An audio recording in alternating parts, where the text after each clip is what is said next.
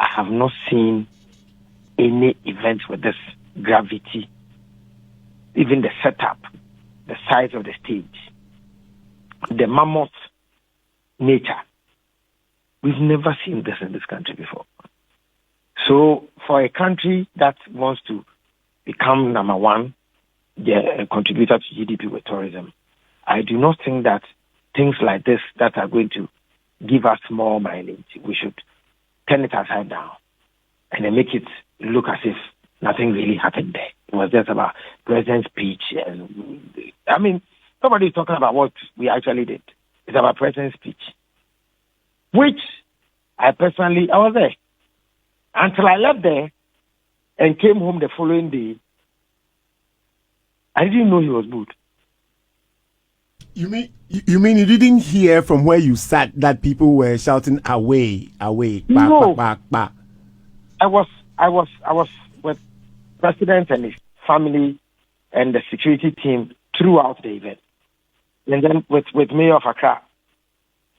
Because it's a tourism material, I had to be there because my minister was not in town. So I had to be there. So how did you take it when you heard the boo? What came to your mind instantly? Okay. The first notion was that would it be that it happened that I did not hear? Because the crowd was too huge. So it could have happened on one side that if you're on the other side, you won't hear. And then I watched the video. It was my brother, Kosi Ajima, who sent it to me on Sunday morning. And I asked myself, how come throughout the night we never saw a tweet on this that somebody had been booed? And then after 5-6 hours, now there's a story that president has been booed. So when the booing was going on, nobody tweeted it for the first time. Social media has become dormant until morning. It gives me a clue that the person thought it's true, orchestrated it, and said that, look, this thing is too good. It will be too good for this president. Why don't we find something negative? And you could tell from the video that is trending that there was somebody standing somewhere who took the video, and that person was very far from the stage. If you know about how event setups are done, I saw some trust around where the person took the video from.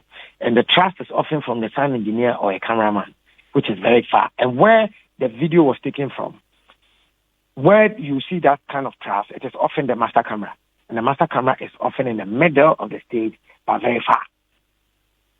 So somebody stands somewhere, decides to orchestrate whatever he or she wants to orchestrate. And then the person makes the noise, and that around that place, your phone camera can only pick most of the sounds around the phone. If it's too far, the phone cannot even. Yeah. You could actually hear the person say, video me. Correct. The person was even actually giving narrations, which means that it was planned. And then the following morning, it goes out there. And then presidents who came on stage and had to struggle and wait for the crowd to finish cheering him for about a minute. That is what actually happened. I was there. When he went through the backstage.